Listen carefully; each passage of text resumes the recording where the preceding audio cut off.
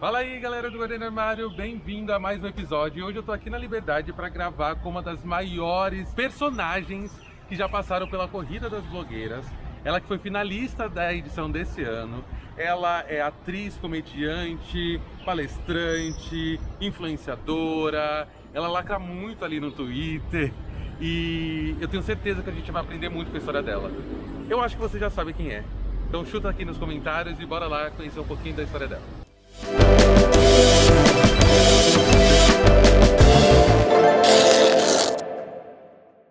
O que vai acontecer aqui, essa conversa, a gente não sabe para quem vai chegar, quem é a pessoa que vai ouvir, quem é a pessoa que vai assistir, mas eu tenho certeza que vai ser fundamental na vida de alguém, então obrigado por você ter aceitado. Bom, gente, seja bem-vindo a mais um Guardei no Armário, e no episódio de hoje a gente vai conversar com uma pessoa que eu já tô querendo conversar com ela já faz tanto tempo, e assim, muito especial nesse momento das nossas vidas a gente poder conversar sobre os processos que nos trouxeram até aqui. Porque a gente naturalmente foi fazendo aquilo que acredita e de repente, não só de repente, mas a gente se torna referência para outras pessoas, né? Então a nossa imagem já diz muito, a nossa história já salva muita gente. Então com vocês, Dakota! Prazer de estar aqui. Prazer, obrigado! Eu tô um pouco nervosa. Nada, vai ser só um papinho e Então pronto. vamos. Dakota, eu acho que antes de mais nada, antes até de saber, né, as suas origens, de onde você veio e tal, o que mudança significa pra você? A palavra mudança. Mudança pra mim, o pior é que não necessariamente, mas acho que mudança é evolução, sabe? Pra mim isso que é mudar, assim, eu acho que essa habilidade que a gente tem de sair do lugar e ir pra outro, sair do lugar fisicamente, sair do lugar mentalmente e ir se transformando, sabe? Eu acho que isso é uma coisa boa, sabe? Eu acho que existe talvez uma tendência a partir do tempo que, sabe, a gente vai envelhecendo, a gente vai ficando cada vez mais confortável e mudando menos, cada vez querendo enraizar mais as coisas, cada vez mais querendo ter muitas certezas, muitos sims e nãos, mas eu acho que a mudança, a flexibilidade, a capacidade de mudar de opinião, de mudar de ideia, de mudar de vida, de mudar de cabeça, é um sinal de sempre estar constantemente evoluindo. Ou também de, né, ser meio doida, não... Eu pergunto isso porque eu sei que você não é natural aqui da capital de São Paulo, é isso, né? Mas não foi sua primeira mudança. Mas me fala então, onde você nasceu, qual lugar, região e com quem você morava? Eu nasci em Ribeirão Preto, interior de São Paulo, morava com meus pais e com a minha irmã, e na verdade essa foi a primeira e única mudança que eu fiz, sair do interior e vir pra capital. Foi essa... Aí eu vim morando sozinho há um tempo, e pouquíssimo tempo depois eu conheci meu marido, e agora a gente tá morando junto desde então, basicamente. E como é que era morar em Ribeirão?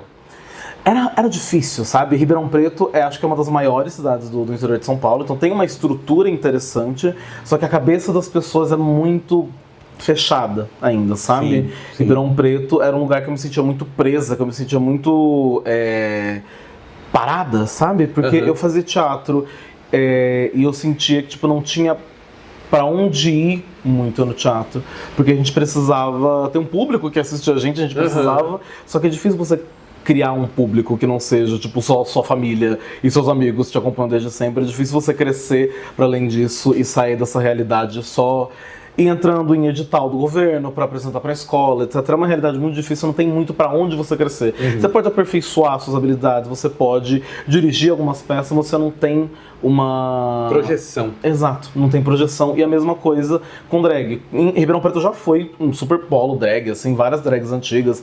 A Alexia, a Valentine, a Silvete já foram horrores para Ribeirão Preto, para as boates que tinham lá de drag. Tinha uma cena forte lá, né? Tinha lugar para as pessoas irem de drag. Só que quando eu comecei a me montar, já não tinha mais, sabe? Quando eu comecei a montar, comecei vendo o RuPaul's Drag Race, não era esse boom que tava hoje em dia. E mesmo com o boom que tá hoje em dia, tipo, não tem muito um lugar para as drags performarem. O lugar é meio, você vai pra uma pista open bar, se você for DJ, você toca uma música, mas não tinha esse lugar pra performar. Então eu comecei a fazer as coisas pra internet e São Paulo foi me chamando, e eu vim de uma vez. Então na sua infância, só pra eu poder entender, ali também em Ribeirão, você tinha outros referenciais de pessoas LGBTs? Quando você, nessa configuração de família que você vivia, que era você, sua irmã, seu pai e sua mãe, como é que era ali, né? Tipo, já era uma criança afeminada? Não? Então. Conta.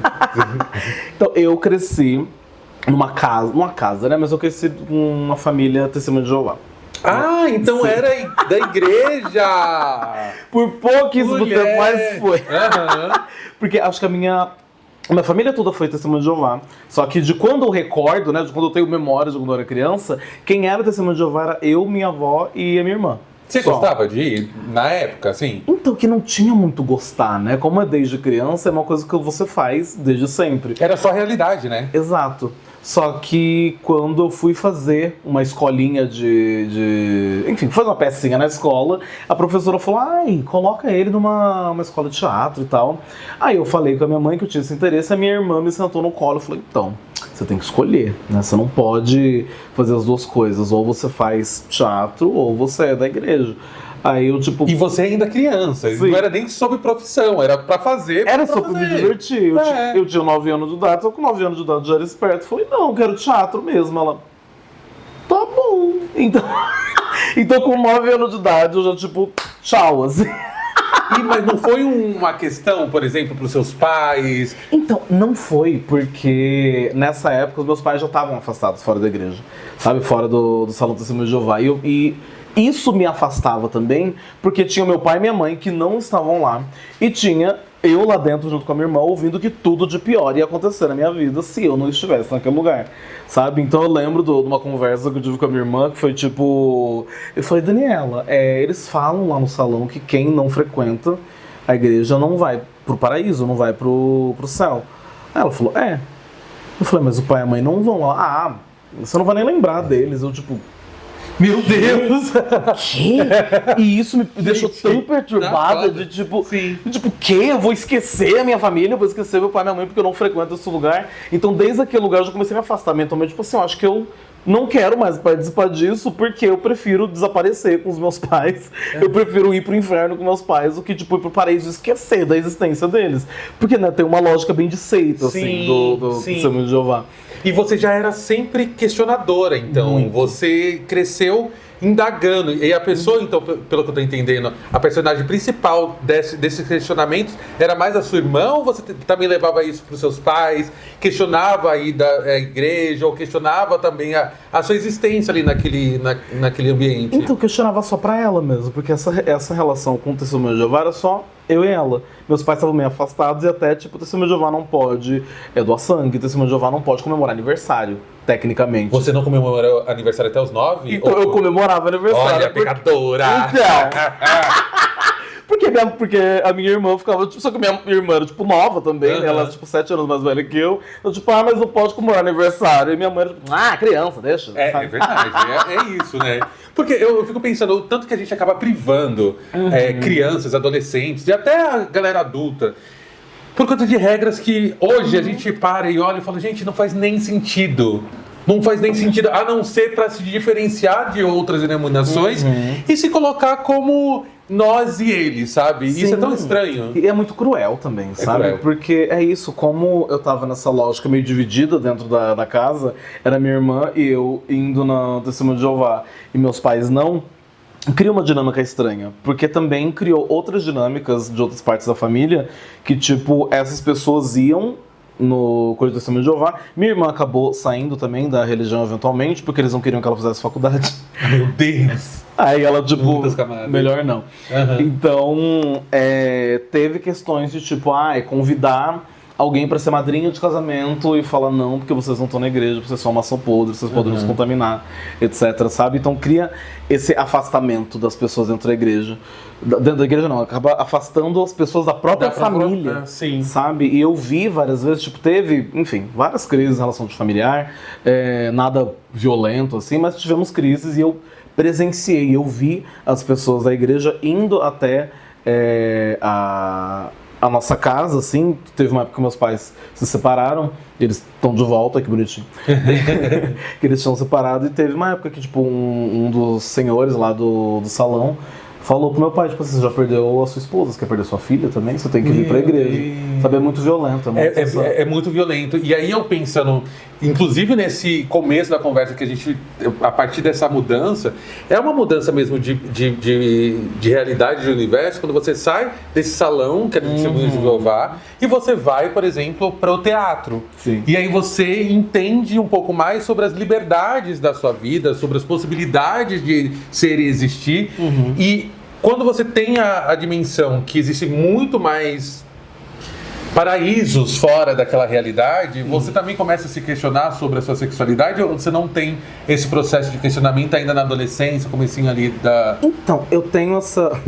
Eu falo que eu sou muito flexível, mas eu tive muitas certezas desde nova, assim. Então, tipo, não houve um momento... Houve algum momento? Agora eu tô tentando lembrar. Eu acho que eu não me considerava muito hétero, desde sempre. Sabe? Sempre... Você já sabia o que era não ser hétero. Exato, eu já sabia, é porque é isso. Aí fica meio, né, vamos filosofar. Tipo, o quanto que o meu comportamento não heteronormativo pra um menino na época, seja lá o que foi isso, porque é criança, né? O quanto que esse meu comportamento fazia com que as pessoas dissessem que eu era gay. Mesmo sem você entender o que é ser gay. Exato, sabe? Então, às vezes as pessoas, por mais idiota que isso pareça, você impor que a pessoa não tá sendo menino do jeito certo, impor que não tá sendo homem do jeito certo, muitas vezes faz essa pessoa olhar para outros lados, tá? Se eu não tô fazendo tudo certo, pra onde que eu tô indo, sabe? Sim. Então, tipo, acho que teve, quando eu era criança, uns crushes, umas menininhas, etc, mas acho que é porque era a lógica disso, só que aos poucos eu fui meio que entendendo que eu era uma pessoa gay mesmo. Sim, mas tinha questionamentos na escola, brincadeiras, com certeza. Ofensas e tal, e quando isso acontecia, porque, bom, já trouxe, né, com certeza. Quando isso acontecia, qual que era a sua reação? Era de defesa, era de afastamento e até mesmo se recolher, era de enfrentamento, você levava para casa? Então, acontecia geralmente... esporte, né? Então, tipo, a lógica de educação física sempre foi: os meninos jogam futebol e as meninas pulam amarelinha, e brigam no bambolê, pulam corda. E pra mim era muito mais divertido, jogava xadrez de vez em quando. Então, nesse lugar sempre tava tipo assim, ele gosta de estar com as meninas, né? Então tava sempre nesse lugar de zoeira, de ficar zoando de ser bicha, chamando de viado, etc. Aí a minha defesa era o que eu faço hoje em dia, que era mandar a pessoa tomar no cu. O que eu faço, o meu trabalho é me defender, é jogar shade nas pessoas. Então desde cedo eu arranjava um jeito de humilhar a pessoa num lugar que atingia ela. Só de com o tempo que eu fui, tipo, me entendendo, sou gay mesmo, eu começava a desarmar as pessoas nesse sentido, tipo, você é um viado, eu sou mesmo, e aí? Aí a pessoa não tinha muito o que fazer. Mas ainda nesse processo que você não sabia, era mais uma defesa ali de você tentar entender. Seus pais percebiam? Então, que tá, o do sair do armário é muito interessante porque eu nunca saí do armário, sabe? Eu nunca tive esse momento de eu me entendi e eu vou contar pros meus pais porque eu estou pronto pra falar disso. Eu fui arrancada do armário 2 vezes. Meu Deus! Eu faço parte do maior acervo de saída do armário do mundo, o Guardei no Armário, que tá completando 10 anos e eu tô muito feliz, muito honrada de estar podendo contar a minha história nessa plataforma maravilhosa com o Samuel. É pra assistir, é pra comentar, pra compartilhar, é pra mandar pra todo mundo. Bom, você tinha comentado comigo que você foi tirada do armário, né? Não teve esse processo de você sair do armário. E foram 2 vezes, né? Vamos começar então por essa primeira tirada do armário. Primeiro, que contexto que foi? Quantos anos você tinha? Como que isso aconteceu, Dakota? Menina, eu tinha, sei lá, acho que 12, 13 anos de idade. Meu Deus, foi muito... muito cedo. Como isso aconteceu? Você estava em casa? Você estava fora de casa? Me leva pra cena. Menina, foi no começo, que é isso. Eu sou da geração que tava começando a ter computador em casa, sabe? Você é de que ano? Eu nasci em 96. 96, sim. Aí, tinha isso, né? A gente começou a ter computador em casa e antigamente não era, tipo, um celular pra cada pessoa, era o computador da família que ficava na rack no meio da sala. E, enfim, pesquisei coisas mais 18. Quem não, né? Quem nunca? Pesquisei coisas mais 18. Na época, eu acho que a minha irmã fazia curso de computação. Porque tinha isso também na época. Você fazia curso de inglês, espanhol, computação, pra ter o currículo mais completo. E ela viu nos históricos do computador, sabe? Na verdade, eu tinha apagado todos os históricos. Eu sabia que deixava rastro. Só que ela viu em outro lugar, viu nos cookies do... Ela também tava procurando, né? Ela ia apagar coisa dela. Aí, sabe esse rolê? Vou apagar coisa minha e acaba achando coisa dos outros. Aí ela veio pra mim, falou, eu vi que você tá procurando essas coisas, para de fazer isso, senão eu vou contar pra mãe. Sabe, esse tipo de coisa. Aí eu fiquei assustado e tal. Você negou no primeiro momento? Neguei. Neguei doida, assim. Ela, tipo, mas eu sei que isso aconteceu. Não, isso aconteceu, não. Doida, como se fosse jantar. Se eu mentir mais vezes, ela acredita. E foi de vendo coisas mais 18, né, antes da época. Até porque também hoje a gente sabe melhor que não se deve deixar uma criança, né, sem assistência nenhuma num computador, com celular, etc, que é muito perigoso. E teve esse meio que segredo entre eu e ela, sabe? Essa tensão entre eu e ela por conta disso. E depois aconteceu quase a mesma coisa, que foi a minha mãe, ela mexeu, ela fuçou nas pastas de conversa da MSN. Ela, verdade, a MSN tinha, ele ficava um histórico e ficava no computador, né? Exato, e você tinha como você programar pra não salvar. Eu achei que eu tinha programado pra não salvar, mas não tinha. Aí eu acho que ela achando que era hacker, né? Mas... Exato. Aí ela, tipo, mais uma vez ela foi apagar as conversas dela, porque tinha coisa errada, que ela conversava com as minhas tias e tal, enfim. Sabe, piada de adulto que criança não pode ver. Aí ela viu a minha pasta, ela foi fuçando lá dentro pra ver o que tava acontecendo, com quem que eu tava conversando. Ela achou essa conversa mais 18 com uma pessoa que eu conheci, né, em bate-papo UOL. Conheci no bate-papo UOL e foi todo um escarcéu, assim, de tipo... No dia que ela viu, ela já chegou e falou com você, você lembra como é que foi, como é que você reagiu? Porque imagina o medo que... um adolescente ainda se descobrindo. Porque assim, hoje, como pessoas adultas, a gente sabe todas as problemáticas de conversas e tal, fora da idade, mas você estava tentando se entender, se conhecer, e também essas experiências diz muito sobre, tá, eu só aceito, existem outras pessoas iguais a mim, o interesse que eu sinto pela pessoa é recíproco e tal. E muitas vezes você não tem em casa com quem conversar. Com certeza. Então, quando você foi questionada naquele momento ali, te deu medo? Nossa, foi horrível, porque é isso, naquela época, eu não sei se as crianças, adolescentes são assim até hoje, mas eu tinha muito medo de quando descobrissem eu ser expulsa de casa. Sabe, então tinha esse medo gigantesco disso acontecer. E eu lembro que eu tava no quarto da minha irmã conversando com ela, a minha mãe entrou correndo, pegou minha irmã pelo braço, levou pro banheiro, começaram a conversar só entre elas, eu tipo... O que tá acontecendo, por que minha mãe tá chorando, enfim, etc. Ela entrou chorando. Entrou chorando, depois ela, tipo, desesperada, saiu do banheiro, falou, tipo, você tem alguma coisa pra me contar? Você tá me escondendo alguma coisa? Eu, tipo, não sei, que eu realmente não sabia do que ela tava falando. Mas, enfim, aí ela saiu, falou que a gente ia conversar depois. Aí minha irmã contou, ela viu as conversas, viu você falando isso, e tipo, conversa muito sexualmente explícita, sabe? Tipo, muito explícita, me senti muito exposta, horrível, imagina, tipo, sua mãe vê você falando tudo que você faria com um cara, sabe? É muita exposição, horrível. E quando você sabe disso pela sua irmã, você consegue ter coragem depois de chegar e conversar com a sua mãe? Vocês demoram um pouco para poder falar sobre o assunto? Ela já chega e fala com você ou finge que nada aconteceu? Eu fui fingindo que nada acontecia, porque eu tava morrendo de medo. E ela chegou, tipo, no dia seguinte, assim, no sofá, e bem não legal, assim. Foi tipo, mas por que você tá fazendo isso? Você viu algum lugar que você achou bonito isso que você tá fazendo? Sabe? Bem nesse tom rebaixando mesmo, sabe? E o que você respondia? Eu nem lembro, sinceramente. Eu só sei que, tipo, naquela época eu tava pensando, tipo, tá, eu vou parar de fazer isso, eu vou tentar não ser gay, vou tentar fingir ser hétero e só reprimir isso pelo resto da minha vida. Eu lembro de pensar isso, de tentar fazer essas coisas, só que não tem como, né? É muito difícil. E eu entendo esse sentimento, até porque você até disse isso no primeiro bloco, que você preferia não ir para o céu junto com seus pais, porque você queria estar junto com eles. Sim. O fato de você ser quem te afastar de quem você não queria se afastar, imagina o medo que isso traz, né? Imagina a insegurança que isso traz. Mas a sua mãe não conta pro seu pai, é isso? Eu não sei. Eu não sei. Tipo, meu pai, a gente nunca conversou sobre isso. Até hoje, tipo, ele sabe... Porque, enfim, levei namorado pra casa, enfim, a vida aconteceu. Só que eu e meu pai, a gente nunca chegou a falar sobre isso, de verdade. Até hoje. Mas é estranho. Porque... Mas você gostaria de ter falado? Você gostaria de ter essa intimidade com ele? Ou hoje já tá mais tranquila, não precisa Então, ter? não precisa. Hoje em dia eu tenho apoio dos meus pais incondicionalmente, assim, de tudo que tá acontecendo na minha vida.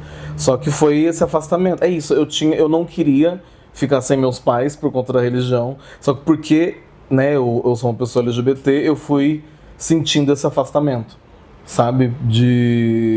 Eu fui me preparando, isso muito nova, isso é horrível. Tipo, eu fui me preparando emocionalmente pro dia que eles fossem me mandar embora de casa, sabe? Eita, porque eles não me... Como assim? Pois é, eles não me mandaram, minha mãe não me expulsou nem nada. Só que tinha esse peso, tinha esse desdém, tinha essa raiva, assim, no ar o tempo todo. E eu tava, tipo, na minha cabeça, tá, eu não sou bem-vinda, que em algum momento eu vou ser expulsa. E eu comecei a me afastar emocionalmente deles, eu comecei a me preparar pra, tipo, tá, o dia que for embora eu não vou sofrer, vou tá preparada. Isso nunca aconteceu. Sim.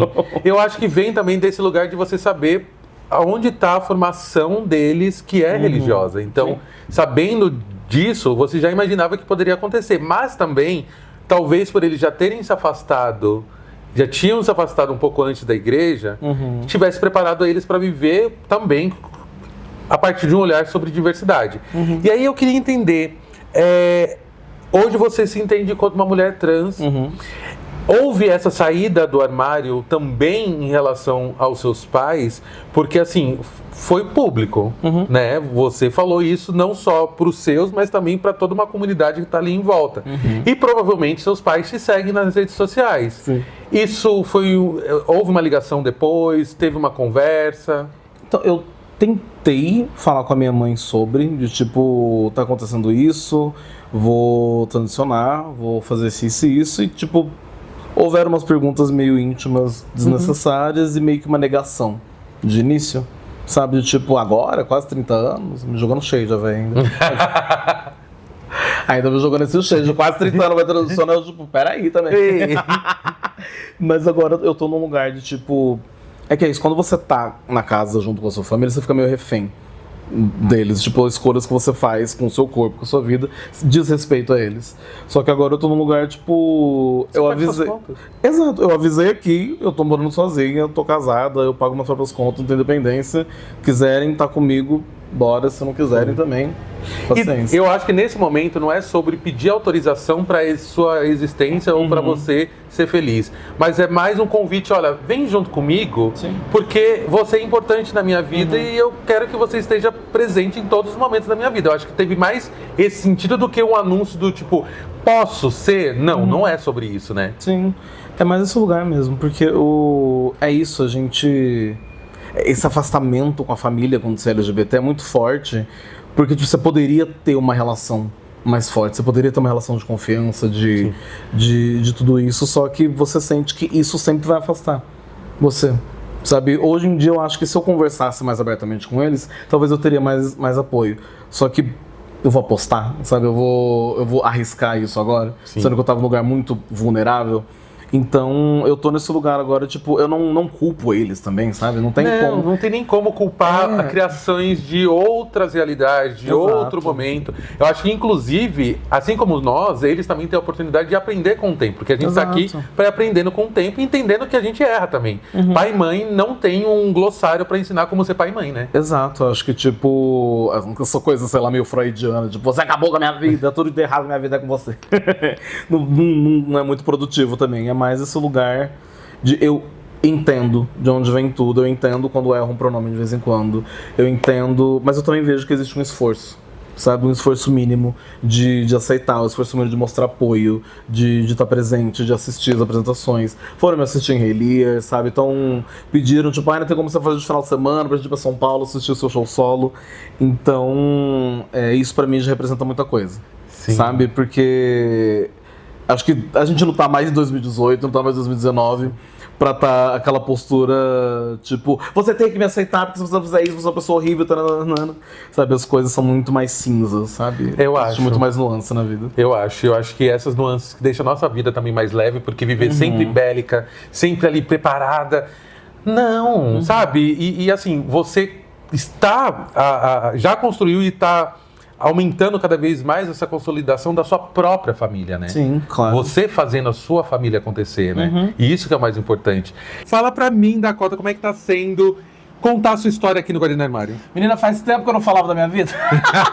Falamos de infância, falamos de religião, falamos de teatro, falamos de arte, falamos de amor, falamos de relacionamento, falamos de conquista. Tudo. De conquista, de celebração da pessoa negra, que ela também merece conquistar e celebrar. E tá tudo. O papo foi muito chique. Pode vir. É pra assistir, é pra comentar, pra compartilhar, é pra mandar pra todo mundo. E é isso, gente. Se vocês quiserem fazer parte do Guarida Armário, é só mandar no contato@guardianarmario.com. Eu vou aí escutar a sua história. Então, Dakota, pra gente poder conhecer um pouquinho mais sobre você, um pouquinho mais daquilo que você já trouxe, que eu acredito que é mega importante pra gente, e também te humanizar, né? Para as pessoas que ainda não conhecem a essência de Dakota. Me mostra a primeira foto que você separou pra gente, e antes de me falar o do porquê que você escolheu ela, me fala o que a gente tá vendo nessa foto. Mostra aqui pra mim. Menina, aqui. Essa foto, mostra pra câmera já? Não, fala um pouquinho pra mim aqui, o que a gente tá vendo? Essa foto, vocês estão vendo eu fazendo Frank-N-Furter em Ribeirão Preto. Frank-N-Furter é um personagem do musical Rocky Horror Picture Show. Que enfim, foi acho que a primeira vez que eu tive a experiência de estar no teatro e estar nesse lugar em que a minha identidade de gênero, a minha expressão de gênero não importava. Porque eu sempre gostei muito de teatro, eu sempre gostei muito de contar história, de, sabe, estar no palco. Só que eu sempre senti que por ser uma pessoa LGBT, eu tinha uma barreira entre as pessoas. Porque os diretores falavam, porque é isso, se você é LGBT, você é um viado, vamos falar assim. Você é um viado, você tá tentando interpretar um personagem, se você acaba se mostrando um viadão, sabe? Se esse seu jeito afeminado acaba aparecendo, você vira chacota. Isso, sabe? Fora do palco mesmo? Não, no palco. No palco? No palco. Sabe? E isso no processo criativo, isso enquanto estão te dirigindo, isso você vira uma chacota, você vira uma piada. Então a gente ouve desde sempre, pelo menos eu ouvi desde sempre, que se você é gay e você quer ser levado a sério como ator, você precisa aprender a fingir ser hétero, sabe? E isso não é uma realidade para homens héteros, eles não são cobrados de aprender a imitar um viado para serem atores de verdade, muito pelo contrário. Então, quando eu fiz esse personagem, que ele é muito icônico de cinema e musical queer, anos 70, foi um momento que eu, tipo assim, eu não preciso fingir que eu não sou viado. Eu posso, tipo, me desvencilhar desse aspecto da minha pessoa e do personagem, porque o personagem é um viado, e pegar outras partes. Então eu pude, porque o Dr. Frank-N-Furter no Rocky Horror Picture Show é basicamente uma paródia de Frankenstein. Sabe, que ele faz um cara padrãozudo pra ser a diversão dele e tal. Então eu pude pegar e tipo, qualquer outra pessoa que pegasse esse personagem ia tentar fazer de um viado. O que eu vou pegar? Eu vou pegar no cientista louco. Então eu fui, tipo, pensando, tipo, de onde que vem essa loucura? Que tipo de loucura eu posso interpretar? Quais são os quirks, sabe? Quais são os tiques que ele tem nesse pra você fazer personagem. Essa construção desse personagem. Exato, porque a base viado já existe. Então eu quero trabalhar a base da loucura, sabe? E essa comicidade desse personagem foi muito revolucionário pra mim enquanto artista, assim, entender que eu não preciso, porque é isso, eu tenho facilidade de humor, tenho facilidade de dar texto, eu tenho facilidade de contar história, só que eu não tinha essa facilidade de estar em cima do palco confortável, porque eu tinha essa barreira da heterossexualidade o tempo todo, dessa cobrança, sabe? Esse projeto com a direção do Edir Villarreal, um beijo, Edir. Quando que chegou esse convite pra você? Menina, acho que, nossa, eu não lembro quando que foi isso, talvez em 2013, 2014, que eu não conto muito, assim, que tem na minha cabeça. Mas você sentiu que esse desafio era algo grandioso, que você tinha que fazer de fato o personagem, assim? Porque é fantástico, né? Não foi nem um desafio, foi uma diversão, assim. Eu acho que o bom de trabalhar com arte, eu sou uma pessoa ansiosa, eu tenho TAG, né, transtorno de ansiedade generalizada, só que tá num trabalho em que você não precisa ter ansiedade, você pode só curtir cada momento dele, é incrível, assim. É terapêutico? É terapêutico. sabe? É muito louco que a gente pode... Não quero ser a louca aqui do método também, Stanislavski, inferno, mas é muito louco que você pode pegar as coisas que você tem na sua vida que estão te incomodando e meio que extravasar no palco, sabe? Tipo, eu preciso dar esse grito, eu preciso dar essa chorada, eu preciso dar essa surtada, então eu vou aproveitar que eu tô com esse sentimento de eu preciso surtar e eu vou aproveitar pra surtar em cima do palco e falar que era o personagem. É isso. Eu quero saber da sua segunda foto, mas e enquanto você vai procurando aqui a segunda foto, eu queria que você me contasse a liberdade, de fato, que é ser uma pessoa preta, queer, em cima do palco, porque são muitas barreiras para estar no palco e para ganhar dinheiro com o palco e para fazer carreira no palco. Porque imagina que você tá desde os 9 anos no teatro. Sim. E assim, você só fica muito tempo em uma relação se você gosta muito dessa relação.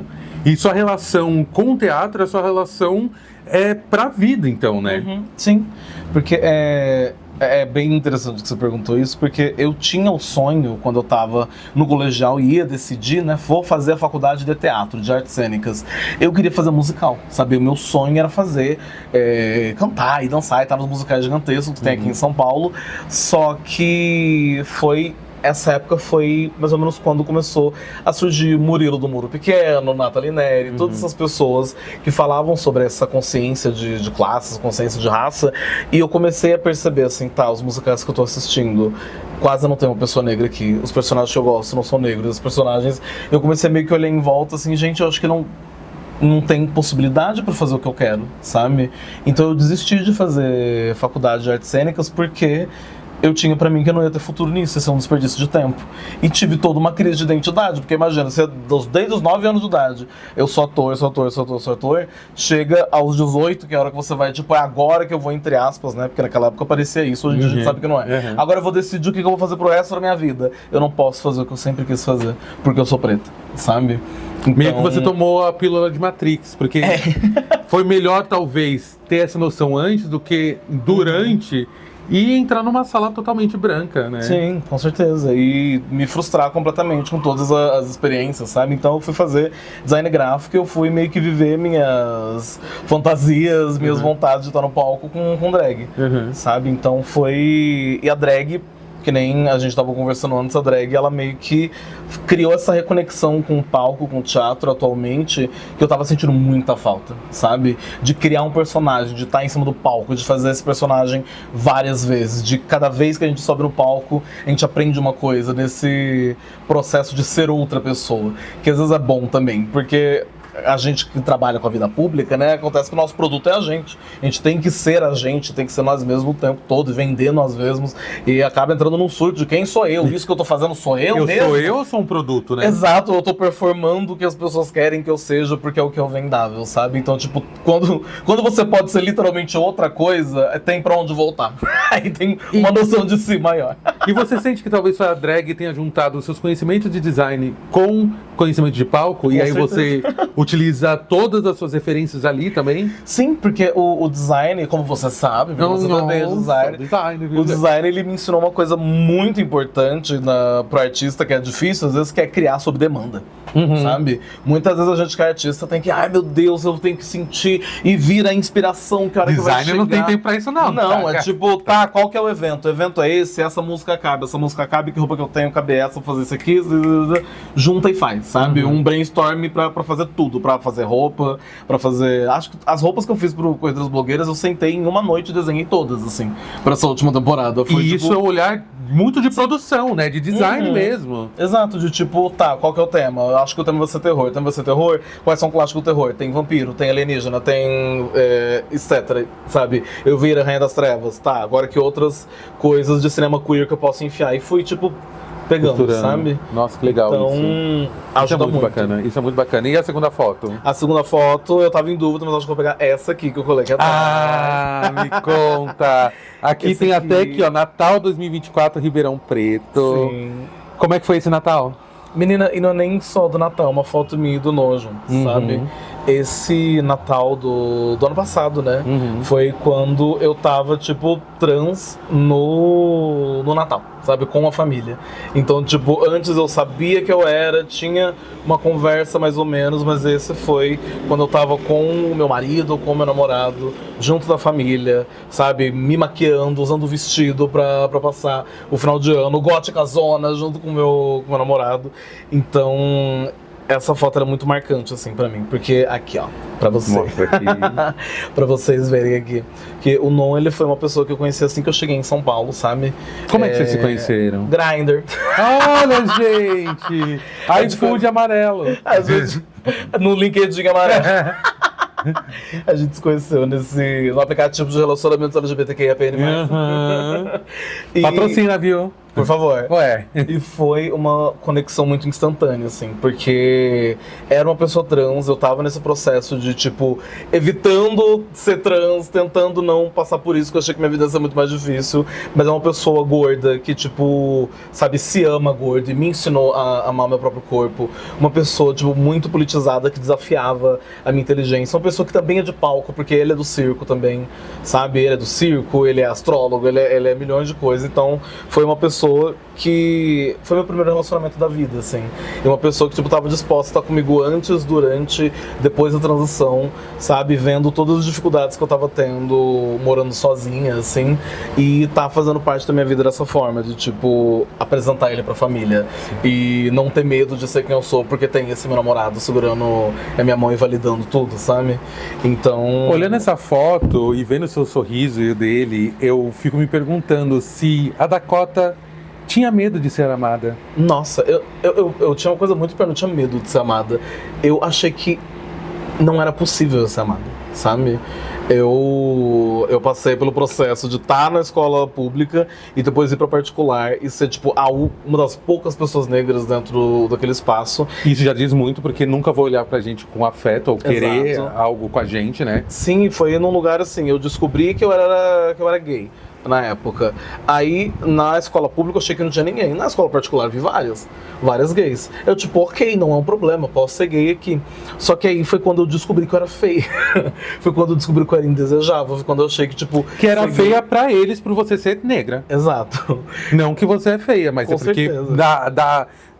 daquele contexto onde o que é ser bela é ser branco, a gente nunca vai ser bonito, então. Exato. Não é sobre a beleza, mas é como o contexto que a gente vive, talvez, né? Sim, e era essa a crença que eu tinha na minha cabeça, que não era possível alguém me amar, que não era possível alguém sentir atração por mim. Então, tipo, ele foi a pessoa que mostrou pra mim que sim, é possível, sabe? Ele foi a pessoa que, tipo... me mostrou que pode não só ele, mas várias outras pessoas sentirem atração por mim, sabe? Não tenho dependência, ele não é a única pessoa. Mas, assim, foi revolucionário, assim, o jeito que ele revolucionou a minha vida, fazendo eu acreditar em mim mesmo. Ele é a pessoa que mais me apoia, assim. Então eu amo muito ele. Beijo, amor, que tá como se ele não estivesse no sala do ar. Mas isso é muito importante até de falar, porque a gente está falando sobre uma comunidade, sobre pessoas que muitas vezes não têm o contato com o afeto, que ao longo da sua vida pode nunca ter encontrado ou nunca encontrar alguém com quem você possa dizer eu te amo, que você pode chegar e não dizer uma única palavra, a pessoa já entendeu o que você está sentindo. Eu acho que é isso que você está mostrando pra gente, que você conquista e recebe, sabe? Porque é sempre uma troca. E o que hoje você, com essa experiência que você tem, você diria pra Dakota que não acreditava que seria amada? Nossa, é difícil. Porque é difícil, tipo... que eu não sei se eu ia me ouvir, sabe? Era difícil da Dakota ouvir as pessoas com certeza. Olha...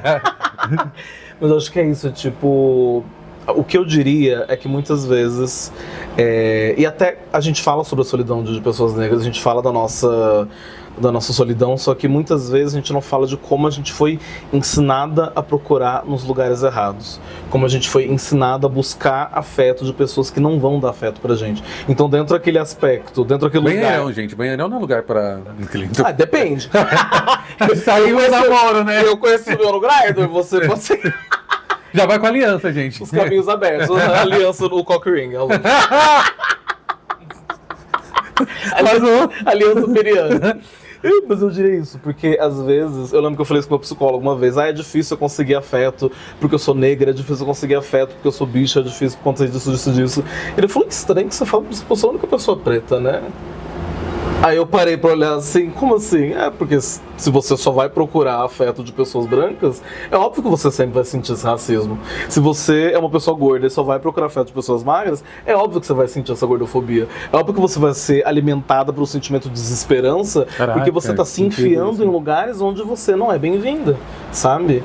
Então, tipo, quando eu comecei a me abrir pra outras possibilidades, então, tipo, eu encontrei essa pessoa que, tipo, é um cara gordo que, tipo, me ama sendo gordo, sabe? Que faz carinho na minha barriga e fala que coisa mais bonitinha, sabe? É uma pessoa trans que divide comigo as experiências de ser pessoa trans, sabe? Não é alguém que, tipo, eu tenho que explicar o porquê que eu tenho essas dificuldades por ser trans, etc, etc. E que você não precisou ter medo de falar sobre a sua transição, com medo de se afastar. Exatamente. Então, eu diria isso, tipo, procura amor nos lugares onde você é bem-vindo. É isso. Acho que essa seria a maior dica. E a terceira foto? A terceira foto é mais recente. Eu sou um pouco louca no trabalho, então eu vou ter que mostrar essa aqui. Deixa eu ver. Mulher! Quanto tempo pra essa produção toda aqui? Eu acho que umas 4, 5 horas. Meu Deus, tá lindíssima. Olha isso, gente. Fale, aqui foi... Menina, esse é o Gloucester, o personagem do Rei Lear, né? Que é a peça que a gente tá fazendo na Extemporânea, acho que faz um ano já. Nossa, que foi isso. passado. Essa mulher louca aqui em São Paulo ligou pra várias drag queens falando: eu quero tentar fazer Shakespeare. Me disseram que você tem experiência com teatro.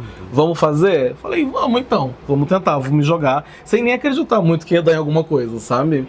E foi uma experiência... E você se joga, né? Eu me jogo. Você sempre se joga, como assim? Não, eu me jogo em tudo. Eu me jogo em relacionamento, eu me jogo em trabalho, eu me jogo de janela. Mas viver é se jogar, né? Porque não precisa... Sim. Não é pra ter medo, né? E quando essa oportunidade veio, você entrou. Eu entrei, tipo, talvez seja divertido. Sabe, esse foi o meu foco. É uma drag queen fazendo Shakespeare, vai ser engraçado, vai ser legal, vai ser divertido. Só que chegou num lugar, assim, artístico tão estranho que eu nunca tinha chegado antes, sabe? De tipo, eu sentia, como eu falei, né, sendo LGBT, eu sou muito tolhida, porque eu também era LGBT e não conseguia fazer protagonistas, eu era impedida de fazer drama muitas vezes. Se bem que ganhei 2 prêmios de melhor ator fazendo A Casa de Bernarda Alba. Obrigado. Então, tipo, o projeto do Rei Lear, ele me faz usar o meu humor no meu 100%, assim, de timing, de caco, de piada, de texto que eu escrevi. Faz eu usar a tragédia, que eu também sou capaz de entregar tragédia, drama pras pessoas. E, assim, uma tragediona muito, muito chocante. E, ao mesmo tempo, o trabalho visual, sabe? Porque, spoiler, pra quem nunca viu essa peça de 400 anos. Porque spoiler de 400 anos é babado, mas o meu personagem, ele perde os olhos na peça. Ele tem os olhos arrancados. E nisso, né, nesse processo criativo, a gente, o que vai ser o olho da drag queen que vai ser arrancado? A gente falou, vai ser o cílio, então. Então, quando ele perde os olhos, ele perde o cílio, e é um cílio gigantesco. Eu falei, então, já que o cílio vai ser grande, vai tapar parte do meu rosto, quando tirar o cílio, minha maquiagem vai parecer um hematoma. E eu quero que o blush seja muito vermelho pra ele se misturar com mancha de sangue, sabe? Foi um processo de maquiagem artística e criativo muito doido, assim, sabe? Que a gente surtou muito. E eu fiz, né? Eu fui pra esse projeto só pra me divertir. Quando estreou, eu, tipo, vamos ver o que as pessoas vão achar, porque a comunidade teatral é muito elitista, a comunidade teatral tá cagando pras artes marginalizadas, que são drag, e a comunidade que assiste drag nem sempre tá disposta a assistir uma tragédia shakespeariana de mais de 400 anos. Só que, antes mesmo de estrear, todas as sessões dessa temporada que a gente fez de um mês lotaram, sabe? No Sesc Consolação, o maior Sesc de São Paulo, sabe? E a gente foi indicado a prêmio Shell de melhor ator, eu fui indicado a prêmio Prio de comédia pela performance. A gente apresentou agora há pouco no Festival de Curitiba. Então o Rei Lear tá sendo esse momento atual, assim, da minha vida, onde tudo que eu mais amo fazer se juntou num lugar só. E tá, tipo, voando, assim, tá disparando. Isso. E que lindo, sabe? isso, porque mostra pra você que, de fato, você tá no caminho de prosperidade mesmo, de encontrar aquilo que você se propôs a fazer. Sim. E aquilo que você ama fazer, né? E com reconhecimento, que é melhor ainda, sabe? Sim. Porque aí não tá só aqui dentro da cabeça, são outras pessoas que estão vendo o seu trabalho e estão avaliando de forma muito positiva. Sim, porque você sabe, às vezes, a gente tem uma crença em si mesmo que a gente é boa em fazer o que a gente faz. A gente sabe, eu sou boa, eu sei que eu sou boa, eu sei Mas que eu tem sei fazer síndrome de isso. impostor também. Tem, mas também não é só assim de impostor. Se você não recebe nada por isso... Gato, é verdade. Se você tem a crença que você é ótimo e todo mundo à sua volta, tipo, ok, como que você vai seguir acreditando, sabe? Então, o Rei Lear é um projeto que eu sou apaixonado, assim, sabe? Apaixonada, e revolucionou a minha vida enquanto atriz, enquanto drag, enquanto tudo. Tá sendo muito marcante, assim. Eu tô realizando todos os meus sonhos que eu não achei que iam ser realizados, sabe? Porque eu posso até saber que eu sou uma boa atriz, mas nunca na minha vida eu achei que o pessoal do Shell ia dar atenção pra alguma coisa de drag, sabe? Nunca achei que o pessoal do Festival de Curitiba ia chegar e falar, vem fazer aqui com a gente. Em 24 horas esgotou o teatro de Curitiba e agora vamos ter o Guairinha, e agora a gente vai ter que fazer outra sessão, sabe? Sessão dupla, porque esgotou e a segunda sessão esgotou também. Sabe? Olha que bom te encontrar nesse momento. É um sucesso mesmo. É bom te encontrar nesse momento da sua vida e registrar isso no Guardiã Armário, para daqui a alguns anos a gente ver você lá recebendo o Oscar. Sim. E falar assim, olha aqui, ó. Mas é isso. Muito obrigado. Obrigado. Já fazia muito tempo que eu queria conversar com você. Obrigado. Eu sei o quanto que você tem consciência de raça, consciência da sua sexualidade, do seu gênero, de tudo que você coloca pra fora, porque você sente que é de verdade, que você precisa falar, sabe? Sim, e isso pra mim é fundamental, porque é verdade, a verdade tá no seu olhar. Então, te agradeço muito. E me fala como é que foi essa conversinha aqui comigo, gostou? Gente, uma delícia.